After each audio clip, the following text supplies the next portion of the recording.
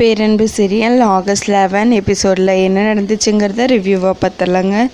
நீ இல்லாத வீட்டில் இருக்கிற இந்த கவலை துக்கம் எல்லாம் போகணுன்னு தான் நான் சமையல்காரியாகவும் கார்த்திக் டிரைவராகவும் நடித்தோம். நாங்கள் நினச்சபடியே சண்மதி பிடிச்சு போய் கல்யாணம் வரைக்கும் வந்துட்டோம்.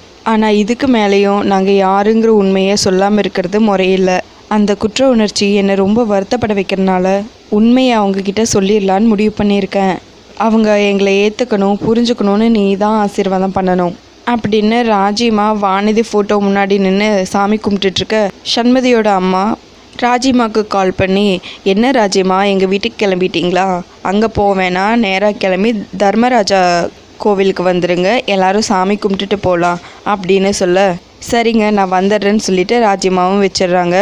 என்னாச்சு ராஜின்னு கார்த்திக் அப்பா கேட்க, சண்மதி அம்மா என்னை தர்மராஜா கோயிலுக்கு வர சொல்கிறாங்க. அங்கே அவங்கக்கிட்ட எல்லா உண்மையும் சொல்லிடணும், சண்மதிக்கிட்டேயும் அவங்க அப்பா கிட்டேயும் பேச சொல்லணும், அவங்க புரிஞ்சுப்பாங்க அப்படின்னு சொல்லிட்டு இருக்க கரெக்டாக சண்மதி கார்த்திக்கு கால் பண்ணுறாங்க. என்ன மாப்பிள்ள சார் குட் மார்னிங் அப்படின்னு சொல்ல, வெரி குட் மார்னிங்கிறாங்க கார்த்திக்கும்.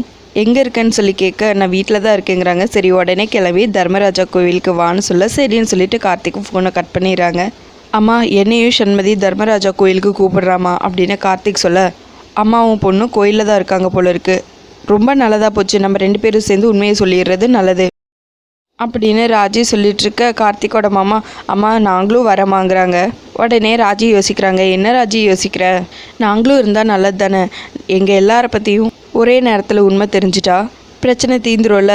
அதுவும் இல்லாமல் நீங்கள் மட்டும் பேசுகிறது உங்களுக்கு சங்கடமாக இருக்கும் அப்படின்னு கார்த்திக் அப்பா சொல்லிட்டுருக்க, சரி அப்படியே பண்ணிடலாம். கார்த்திக் நீ முதல்ல போ, நான் பின்னாடியே வரேன், அதுக்கப்புறம் நீங்கள் 3ஆவதாக வாங்க அப்படின்னு ராஜி சொல்ல, சரின்னு கார்த்திக்கும் அங்கேருந்து கிளம்பிடுறாங்க. எங்கே இன்னும் கார்த்திகை காணோம் அப்படின்னு சொல்லிட்டு சண்மதி அம்மா கேட்டுட்ருக்க, ரொம்ப நேரமாக வந்துட்டுருக்கேன் தான் சொல்லியிருக்கேன், ஆனால் இன்னும் காணோம் அப்படிங்கிறாங்க சண்மதி. இன்னும் ராஜிமாவை வேற காணோம் அப்படின்னு சண்மதி அம்மாவை சொல்ல, ஆமாம் அந்த அம்மா பெரிய விஐபி அப்படின்னு மனசுக்குள்ளேயே பவானி திட்டுறாங்க. அப்போ சண்மதி ஃபோன் பண்ணிகிட்டு இருக்கும்போது கரெக்டாக கார்த்திகை பார்த்துட்றாங்க. கார்த்திக் ஸ்டிக்கோடு நிற்கிறத பார்த்து எல்லாரும் என்னாச்சு ஏதாச்சுன்னு சொல்லிட்டு பதறி போய் ஓடி போய் என்னாச்சுங்கிறாங்க. ஒன்றும் இல்லை, பைக்கில் போகும்போது ஸ்லிப் ஆகிடுச்சு அவ்வளோதான் அப்படின்னு சொல்லி கார்த்திக் சொல்ல, மாப்பிள்ளை கொஞ்சம் கவனமாக இருக்க வேண்டாமா? பொதுவாக நிச்சயம் நடந்துட்டாலே கல்யாணம் வரைக்கும் அடிப்படாமல் இருக்கணும்னு சொல்லுவாங்க. சரி விடுங்க, வீட்டில் பெரியவங்க இருந்திருந்தா திருஷ்டி சுற்றி போட்டு கவனமாக இருப்பான்னு சொல்லியிருப்பாங்க. அம்மா வலி எதுவும் இல்லையே அப்படின்னு சொல்லி சண்மதி அப்பா கேட்க, அதெல்லாம் ஒன்றும் இல்லைங்கிறாங்க கார்த்திக். அப்படி இருந்தாலும் சொல்லிடுங்க, ஏதாவது ஸ்பெஷலிஸ்ட்டை போய் பார்க்கலாம் அப்படின்னு சண்மதி அப்பா சொல்ல, அப்படியெல்லாம் ஒன்றும் இல்லை, இது சும்மா தான் சப்போர்ட்காக வச்சுருக்கேன். சரி வாங்க எல்லாரும் போகலாம் அப்படின்னு சண்மதியோட அப்பா சொல்ல, கார்த்திக் அப்படியே கை தாங்கலா சண்மதி கூட்டிகிட்டு வராங்க. அப்போ சண்மதியோட ஃபேஸ் ரொம்ப டல்லாக இருக்கும். சண்மதி எனக்கு ஒன்றும் இல்லை, நான் நல்லா தான் இருக்கேன் அப்படின்னு கார்த்திக் சொல்ல, சரி எதுக்கு திடீர்னு கோயிலுக்கெல்லாம் வர சொல்லியிருக்கீங்க அப்படின்னு கார்த்திக் கேட்க, சாமி கும்பிட தான் வர சொல்லியிருக்கோம். ஏன் கார்த்திக் அப்படின்னு சண்மதி கேட்க, அப்படியான கார்த்திக் கேட்க, அம்மா கட்டிக்க போகிற மாப்பிள்ளைய வாப்போன்னு பேசுகிறேனே அப்படின்னு சொல்ல, அதெல்லாம் பரவாயில்ல வாடா போடான்னு சொல்லாமல் இருந்தால் போதுங்கிறாங்க கார்த்திக். அதையும் சொல்லுவேனே அப்படிங்கிறாங்க சண்மதி. அப்புறம் 2 பேரும் சிரிச்சுட்டே கோயிலுக்குள்ளே போகிறாங்க சாமி கும்பிட்றதுக்காக.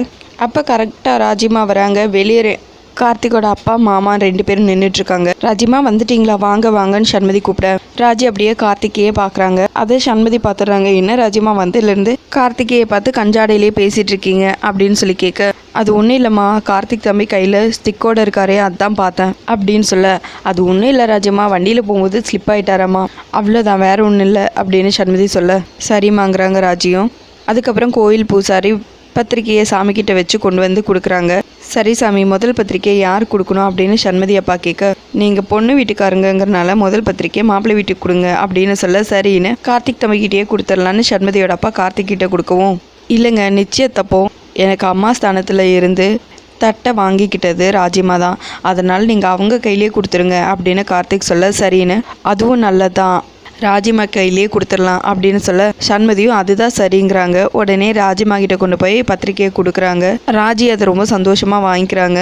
அதுக்கப்புறம் யார் யாருக்கு எவ்வளோ பத்திரிக்கை வேணும், யார் யாருக்கு கொடுக்கணும்னு சொல்லி அவங்கவுங்க தனித்தனியாக ஒவ்வொரு லிஸ்ட்டு போட்டுக்கோங்க அப்படின்னு சண்மதியோட அப்பா சொல்ல, அருண் சண்மதி 2 பேரும் சரிங்கிறாங்க. நான் கொடுக்க வேண்டியது ஒரே ஒரு ஆளுக்கு தான், அது அரவிந்துக்கு தான் அப்படின்னு சொல்ல, அப்பா அவர் தான் உங்கள் மேலே கோவமாக இருக்காரே அப்புறம் எப்படிப்பா அப்படின்னு சண்மதி கேட்க, அவன் கோவமாக இருந்தாலும் கொடுத்துதாம ஆகணும், இல்லைன்னா அவ்வளோதான், அதை நான் பார்த்துக்கிறேன், நான் கொடுத்துக்கிறேங்கிறாங்க சண்மதியோட அப்பா. சரி எல்லோரும் கிளம்புங்க, ராகு காலம் வந்துருச்சு, நான் துர்கை அம்மனுக்கு விளக்கு போட்டுட்டு வரேன், நானும் ராஜிமாவும் அப்புறம் வந்துடுறோம் அப்படின்னு சண்மதியோட அம்மா சொல்ல, சரின்னு மீதி எல்லாரும் கிளம்புறாங்க. அப்போ கரெக்டாக கார்த்திகோட அப்பாவையும் மாமாவையும் பார்க்குறாங்க. நீங்கள் 2 பேரும் தானே என் பொண்ணை 2ஆம் தரமாக கேட்டீங்க அப்படின்னு சண்மதியோட அப்பா சொல்லிட்டு இருக்க. ஆமாப்பா, இந்த 2 அங்கிள்ஸ் தான் என்னை வந்து ரொம்பவே டார்ச்சர் பண்ணாங்க. நானும் கூட அவங்கள பெரியவங்கன்னு பார்க்காம திட்டி அனுப்பிச்சிட்டேன். இவங்களுக்கும் ஒரு பத்திரிக்கை கொடுங்க. அங்கிள்ஸ், இவர் தான் நான் கல்யாணம் பண்ணிக்க போகிற மாப்பிள்ளை கார்த்திக் அப்படின்னு சொல்ல இவங்க 2 பேரும் இப்படியே சிரிக்கிறாங்க. சண்மதியோட அப்பாவும் அதே மாதிரி பத்திரிக்கையை அவங்க 2 பேர் கையில் கொடுக்குறாங்க. கண்டிப்பாக கல்யாணத்துக்கு வந்துடணும் அங்கிள்ஸ் அப்படின்னு சண்மதி சொல்ல சரிங்கிறாங்க. அங்கேருந்து மொத்த ஃபேமிலியும் கிளம்புனதுக்கப்புறமா இன்னும் ராஜியை காணோம் அப்படின்னு சொல்லிட்டு 2 பேரும் உள்ளே போகிறாங்க. அப்போ ராஜிமா தயங்கி நின்றுட்டுருக்காங்க. என்ன ராஜிமா, முகமெல்லாம் ஒரு மாதிரியாக இருக்குன்னு சண்மதியோட அம்மா கேட்க, நான் உங்ககிட்ட ஒரு விஷயம் சொல்லணும் அப்படின்னு சொல்லி ஸ்டார்ட் பண்ணுறாங்க. எப்படி ஆரம்பிக்கணும்னு தெரியல அப்படின்னு ராஜி சொல்ல, என்ன பேச போகிறீங்க? கல்யாணம் நெருங்கிட்டு இருக்கிறதுனால ஊர் அது இதுன்னு எங்கேயும் போகாதீங்கன்னு சொன்னேன். அதுக்கப்புறம் கார்த்திக்கோட அம்மா ஸ்தானத்தை உங்களுக்கு கொடுத்துருக்கோம். இல்லை செலவு ஏதாவது இருக்கா, பணம் ஏதாவது வேணுமா அப்படின்னு சொல்லி கேட்க, அதெல்லாம் ஒன்றும் இல்லை. வாழ்க்கையில் ஒரு வேதனையான விஷயம் நல்லவங்ககிட்ட போய் சொல்கிறதும் ஏமாத்துறதும் தான் அப்படின்னு ராஜி சொல்ல, என்ன சொல்கிறீங்க? நான் எப்போ ஏமாத்துறேன்னு கேட்குறாங்க சண்மதி அம்மா. நீங்கள் ஏமாத்தலை, நான் தான் ஏமாற்றிட்டேன் அப்படின்னு சொல்ல, நீங்கள் எப்படி என்ன ஏமாற்ற முடியும்? என்ன ஏமாத்துறதுல உங்களுக்கு என்ன லாபம்னு கேட்க, வெறும் லாபம் மட்டும் இல்லை, இழந்து போன எங்கள் நிம்மதி, சந்தோஷம், எதிர்காலம் எல்லாம் திரும்ப கிடைக்கிற லாபம் அப்படின்னு சொல்ல, நீங்கள் பேசுகிறது எனக்கு புரியல ராஜிமாங்கிறாங்க. எனக்கும் எப்படி சட்டுன்னு புரிய வைக்கிறதுன்னு தெரியல. என் மகனுக்கு பொண்ணு பார்த்தேன், எனக்கு பிடிச்சிருந்தா போதும், கல்யாணம் பண்ணிக்கிறேன்னு என் மகன் சொன்னான். நான் நினச்சதை விட அற்புதமான ஒருத்தி என் மகனுக்கு கிடைச்சா. பேர் வானதி. பெரிய படிப்பெல்லாம் ஒன்றும் இல்லை, ஆனால் சாமர்த்தியம், எல்லாருக்கிட்டையும் அன்பு காட்டுற குணம், புத்திசாலித்தனம், கோவத்து கூட அன்பாக காட்ட முடியுங்கிற ஒரு யார் மேலேயும் கோவம் இல்லாமல், யார் மேலேயும் பழி போட முடியாமல், யார் என்ன கெடுதல் செஞ்சாலும் அவங்கள மன்னிக்கிற தெய்வீக குணம் அவளுக்கு இருந்துச்சு.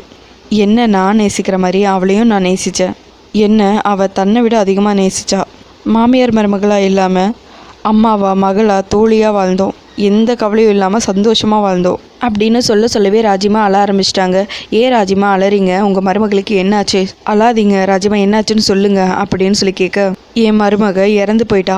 என் வாழ்க்கையும் என் மகன் வாழ்க்கையும் சூன்யமாயிடுச்சு. 2 வருஷமாக நாங்கள் யார் கூடயும் பேசலை, பழகலை, வீட்டை விட்டு வெளியே வரல, கோயிலுக்கு போகல, சிரிக்கலை, ஒழுங்காக சாப்பிடல, தூங்கலை. அவளை பற்றியே நினச்சிக்கிட்டு கடந்த கால நினைவுகளில் இருந்தோம். அப்படியே மீதி நாட்களில் கடத்திடலான்னு இருந்தோம். ஆனால் எங்கள் குருஜி நல்லா யோசிச்சு, என் மகன் வாழ்க்கை இப்படியே இருக்கக்கூடாதுன்னு, ஒரு அம்மாவா நீ அனுமதிக்கக்கூடாதுன்னு சொன்னார். நானும் யோசித்தேன். எனக்கு ஏதாவது ஆகிட்டா என் மகனுக்குன்னு யார் இருக்கான்னு யோசித்தேன். நானும் பொண்ணு பார்க்க ஆரம்பித்தேன். அப்போது பொண்ணு பார்க்க போனேன். என் கணவர் வானதி மாதிரியே இருக்கிற ஒரு பொண்ணை பார்த்தேன்னு வந்து என்கிட்ட சொன்னார். அப்படியே அச்சாசலாக வானதி மாதிரியே இருக்கான்னு சொன்னார். நானும் நம்பிக்கை இல்லாமல் போய் அவளை பார்த்தேன். ஆனால் என் வானதியை திரும்ப பிறந்து வந்த மாதிரி அப்படியே இருக்கா. அவள் பேச்சு சிரிப்பு எல்லாமே என் வருத்தத்தை துக்கத்தை போக்கிடுச்சு. அவள் எங்கள் வீட்டுக்கு மருமகளாக வந்தால் இழந்த சந்தோஷம் எல்லாமே திரும்ப கிடைக்கும்னு நாங்கள் நம்பினோம் அப்படின்னு சொல்ல, நியாயம் தானேங்கிறாங்க சண்மதி அம்மா. நியாயம்தானா? சத்தியமா? நாங்கள் எதுவும் தப்பு பண்ணலையே அப்படின்னு ராஜி கேட்க, ஆமாம், நீங்கள் என்ன தப்பு பண்ணீங்க அப்படின்னு சண்மதி அம்மா கேட்க, அந்த பொண்ணோட அப்பா கிட்ட 2ஆம் தரமாக கேட்டோம். ஆனால் அவர் 2ஆம் தரமாக தரமாட்டேன்னு சொல்லிட்டாரு. அந்த பொண்ணுக்கிட்டேயும் என் கணவர் பேசி பார்த்தாரு. ஆனாலும் அந்த பொண்ணும் சம்மதிக்கலை. எப்படியாவது அந்த பொண்ணுக்கு நான் எங்களை பற்றி புரிய வைக்கணும்னு நினச்சேன். அதனால தான் அப்படின்னு ராஜிமா சொல்லிட்டு இருக்கும்போது கரெக்டாக சண்மதியோட அம்மா தலையை நிமிர்ந்து பார்க்குறாங்க. அதோட எபிசோட் முடிச்சிருக்காங்க. உங்களுக்கு இந்த வீடியோ பிடிச்சிருந்தா லைக் பண்ணுங்கள், ஷேர் பண்ணுங்கள், கமெண்ட் பண்ணுங்கள், அப்படியே சப்ஸ்கிரைப் பண்ணுங்கள். தேங்க்யூ.